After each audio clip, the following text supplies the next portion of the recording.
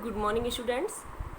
कल की वीडियो में हम लोगों ने बहादुर बेटा पाठ के विषय में जाना था और उसमें हम लोगों ने ये पढ़ा था कि किस तरह से एक गांव में बाढ़ आ जाने पर एक परिवार है जिसके दो बच्चे हैं, कुलदीप और संदीप, दो बेटे हैं और एक बेटी है मधुर।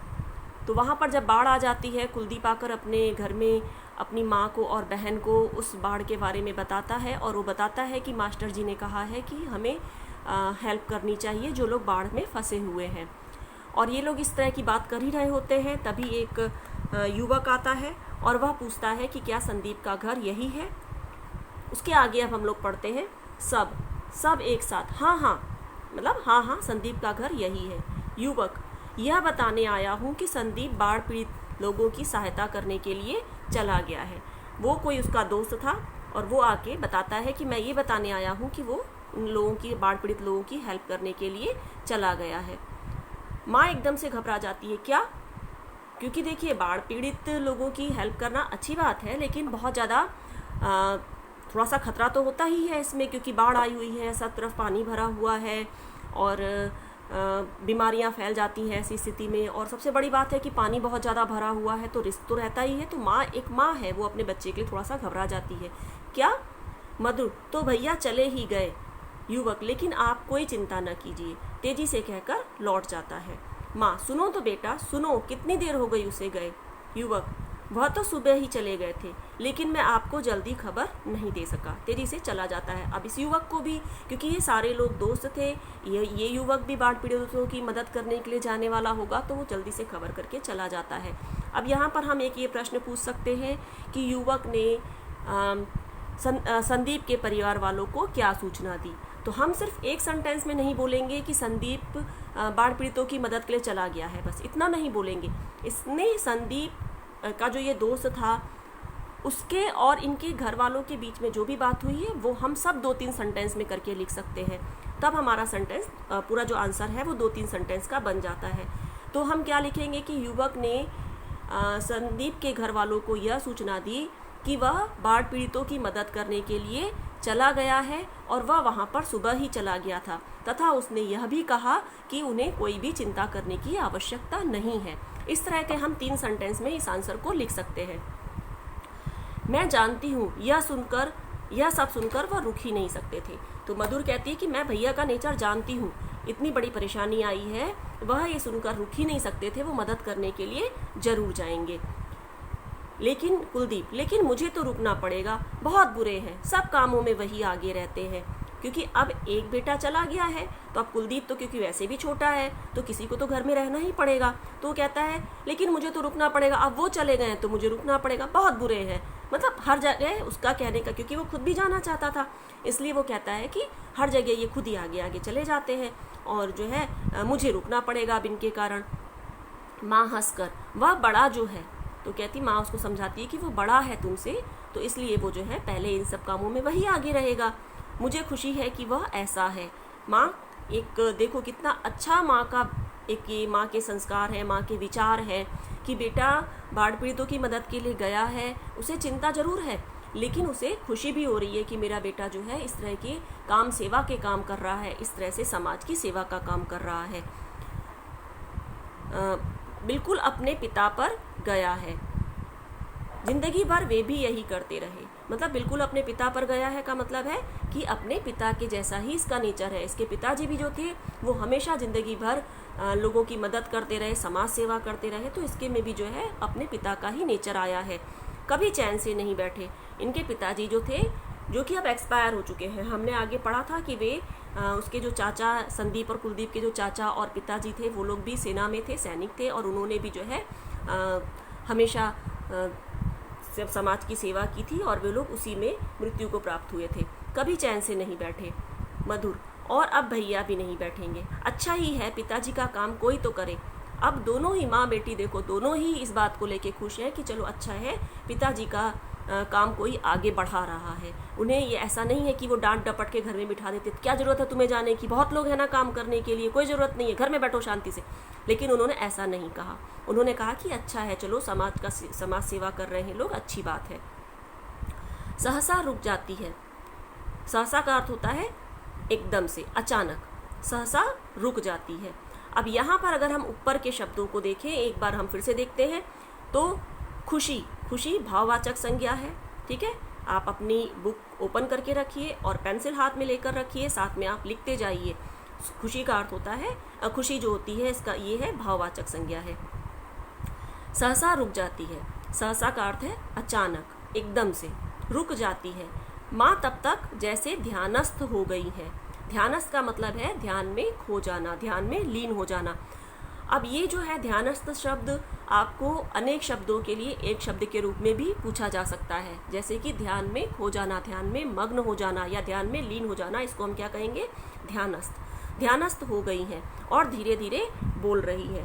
अब माँ जो है, माँ तो माँ है, ठीक है, वो इस चीज़ को समझती है कि हमारे बच्चों को समाज सेवा करनी चाहिए और ये अच्छी बात है। वो अपने परिवार वालों को, अपने बच्चों को इस बात के लिए रोकती नहीं है, लेकिन माँ तो माँ है, उसे अपने बेटे की चिंता तो रहती ही है, उसकी सुरक्षा की चिंता तो रहती ही है, क्योंकि वहाँ पे ऐसी स्थिति में बहुत ज़्यादा रिस्क होता है, तो उसे चिंता तो है ही। तो वो जो है अपने ख्यालों में खो गई है, जैसे लग रहा है कि एकदम विचारों में खो गई है, और धीरे धीरे अपने ही जब मन ही मन में बहुत धीमे धीमे से बोल रही है, हे भगवान, यह सब क्या हो रहा है, कब दूर होंगी ये परेशानियाँ, कितना बलिदान चाहता है तू। बलिदान का अर्थ होता है अपने आप को किसी चीज़ के ऊपर बलि कर देना, मतलब शहीद हो जाना। कितना बलिदान चाहता है तू, हे भगवान तू मेरे बच्चे की रक्षा करना। वो भगवान से प्रार्थना कर रही कि हे भगवान मेरे बच्चे की रक्षा करना, वह खूब सेवा करे। पर वह चाहती है कि वो खूब सेवा करे समाज की, लेकिन क्या, कि वो सुरक्षित रहे, उसके ऊपर कोई मुसीबत ना पाए, उसकी कोई जान को खतरा ना हो, क्योंकि माँ है, चाहेगी कि मेरा बेटा सुरक्षित रहे, तो वह भगवान से प्रार्थना कर रही है। अब यहाँ पर हम एक प्रश्न ये पूछ सकते हैं कि जब संदीप की माँ को उसके जाने के विषय में पता चला, बाढ़ पीड़ितों की सहायता के लिए वो चला गया, ये बात पता चली, तो उसकी माँ की प्रतिक्रिया क्या थी, यानी कि उसकी माँ ने कैसे रिएक्ट किया। तो इसका क्या आंसर होगा कि माँ ने खुशी व्यक्त की, उन्हें इस बात का संतोष था कि उनका बेटा समाज की सेवा कर रहा है, अपने पिता की तरह ही वह भी समाज की सेवा कर रहा है, लेकिन साथ ही साथ उसे इस बात की चिंता, उसे अपने बेटे के जान की चिंता भी थी, उसकी सुरक्षा की चिंता भी थी। इसलिए वह भगवान से यह प्रार्थना कर रही थी कि वह खूब सेवा करे, किंतु वह सुरक्षित रहे।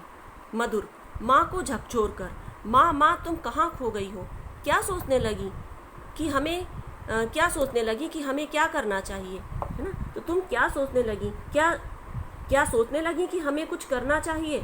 वो माँ को झकझोरना मतलब होता है जोर जोर से हिलाना, कि वो हिला के अपनी माँ से कहती, माँ तुम कहाँ खो गई हो, मतलब तुम क्या सोचने लग गई हो, क्या ये सोच रही हो कि हमें कुछ क्या करना चाहिए। चलो हम दोनों घर घर से अनाज और धन इकट्ठा करें।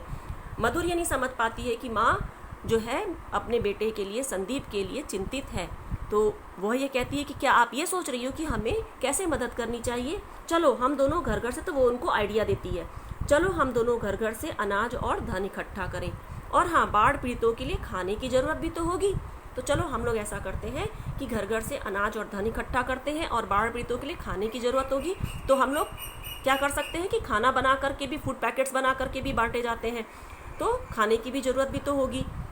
कुलदीप, खाना, कपड़ा, मकान, सभी चीज़ों की ज़रूरत होगी। मास्टर जी कहते थे कि सरकार प्रबंध कर रही है। कुलदीप बताता है कि खाना, कपड़ा, मकान, क्योंकि देखिए उनके मकान में भी पानी भर गया है, कई लोगों के गाँवों में तो कच्चे मकान होते हैं, तो वो क्या होता है कि बाढ़ का जब पानी भरता है तो वो ढह जाते हैं, गिर जाते हैं मकान, उनके पास, बेचारों के पास मकान तक नहीं रहता है, बचता है रहने के लिए। तो बताता है कि खाना, कपड़ा, मकान, सभी चीज़ों की ज़रूरत होगी। मास्टर जी कहते हैं कि सरकार प्रबंध कर रही है, मतलब सरकार जो है सारा इंतजाम कर रही है। ज़रूरत का अर्थ होता है आवश्यकता, और प्रबंध का मतलब होता है इंतज़ाम। कैंप लगवा दिए हैं, टेंट वगैरह लगवाए जाते हैं, वहाँ पर जो लोग फंसे हुए होते हैं उनको निकाल कर वहाँ पर रखा जाता है, उनके वहाँ पर खाने पीने की व्यवस्था की जाती है। माँ मैं जाता हूँ, स्कूल में स्वयं सेवकों की ज़रूरत है। स्वयं सेवक का मतलब होता है जो व्यक्ति अपनी इच्छा से दूसरों की सहायता करता है और दूसरों की मदद करता है, उसे कहते हैं स्वयं सेवक। जैसे कोई विपदा आती है, कोई परेशानी आती है, या कोई, जैसे अभी मान लो अयोध्या में मंदिर बन रहा है, कई लोग जाते हैं अपने आप से वहाँ पर जाकर मदद करवाते हैं, मतलब मंदिर बनाने में हेल्प कर रहे हैं, मजदूरी का काम कर रहे हैं, उनको कोई पैसा नहीं मिल रहा है उसके बदले में। जो लोग वहाँ पर नौकरी कर रहे हैं उनकी बात अलग है, वो लोग तो वहाँ पर जॉब कर रहे हैं। लेकिन कुछ लोग वैसे ही स्वयं सेवा की इच्छा से कि अपनी खुद वो सेवा कर रहे हैं, वहाँ पर जाकर के बिना पैसे के वो वहाँ पर जाकर सारा हेल्प करते हैं, वहाँ पर मंदिर बनवाने में हेल्प कर रहे हैं या जो मजदूरी करने में हेल्प कर रहे हैं वो उस तरह से करते हैं, उसके लिए कोई पैसा नहीं लेते हैं, तो उसे कहा जाता है स्वयं सेवा। तो स्वयं सेवा का हम अनेक शब्दों के लिए एक शब्द होता है जो स्वयं अपनी इच्छा से सेवा करे। आप लोग नोट करते जाइए, जो स्वयं अपनी इच्छा से सेवा करे उसे क्या कहते हैं? स्वयं सेवक। स्कूल में स्वयं सेवकों की ज़रूरत है।